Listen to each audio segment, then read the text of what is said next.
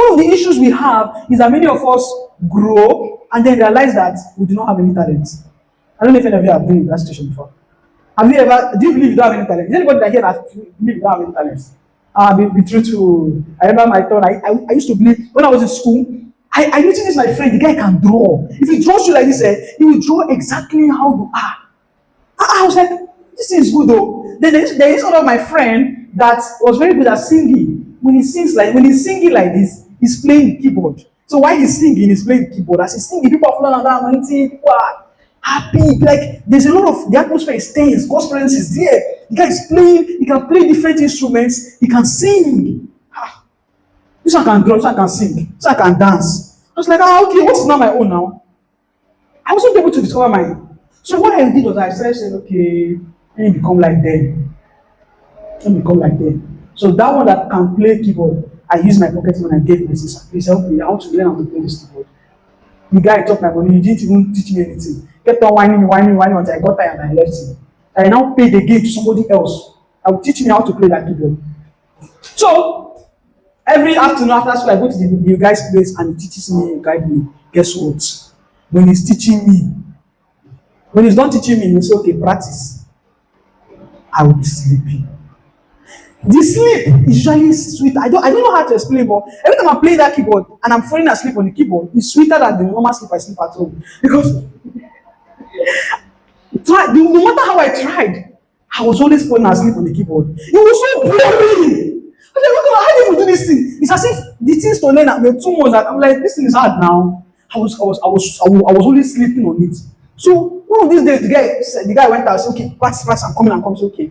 Do you know that when I start practicing, like somebody just taught you something now, and trying to practice what they just taught you now, like you have literally completely forgotten everything that they just taught you now.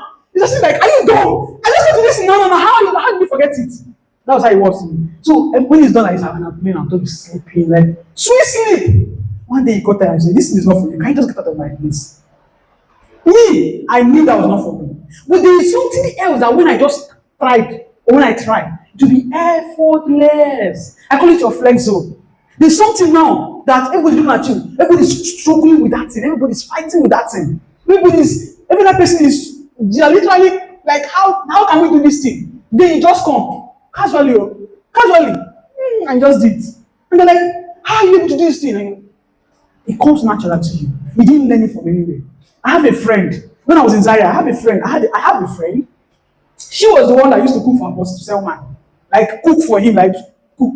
So one of these days we were strolling and I asked, babe, what's up now? How you been able to cook for this kind of man? How did you train yourself to be able to cook for, it's a different thing when you're cooking mama put or you're cooking in your house. For somebody of that caliber to eat your food and say your food is nice, you're really good. So if you say I can cook, if you say I can cook, the question is for who? You can cook. Can the governor of this state now sit down, eat your food, lick his hand and say, you can cook? Can he say it? Hello? Yes. Are you sure? The governor, it means for the governor to tell you, you can cook. You can cook. It means for somebody of that caliber, he must have tested, tried, he has seen several abilities. So if he tells you can cook, you can cook. So the only person telling you in your house that you can cook is your younger brother. So back to my story. I was asking her, how are you able to do it? She said, that she has not learned it in any school. I said, are you sure? Yes.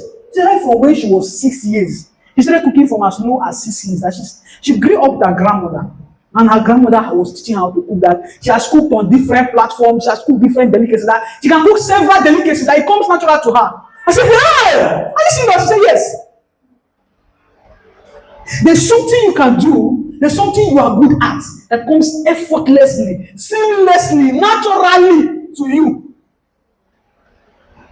But when we take you out of that thing you are good at, for example, let's say it's cooking, let's say you are very good at cooking, and we take you out of that cooking and we say, okay, come and start sewing. Or come and enter into the fashion space. You will struggle. There's no correlation. So what is that thing you are extremely good at? Like very, very, very good at that you did not see, you didn't learn it from anywhere. When you discover that thing, what you need to do is to learn, improve on it, and then learn the business side of that. Almost everything has business side. When people say, okay, you shouldn't focus on your passion, then your passion, does it have a business side? If it has a business side, that when that passion is driving you, the business side of it is what will be bringing in more money for you. So while you're making money, you're making it effortless. People are like, people are like, why? How are you doing this thing? And to them, it's a big work, but to you, it's a seamless thing. So God knew what it was. One of my desires on earth is to put square people in square holes and round people in round holes. We are struggling too much in this world. You know you are an introvert, a cool introvert, and then you went and took marketing job. You are going out to the streets and you're trying to convince people, come and join this. Come and join our company. You bring 2 people. Then that 2 people will bring 2 people. Then the 2 people will bring 2 people. And if you get plenty English and you're struggling, it does not align with who you are, your core. The God that created you did not make mistake. When they do a competition, and that competition is a competition on the fastest runner, for example, and they brought the fish. The fish. Fastest runner. They brought the fish. They brought the monkey. Monkey. Then they brought cheetah. Then they brought these maggots. 4 of them. They said, we are doing a competition on the fastest runner. Who do you think will win?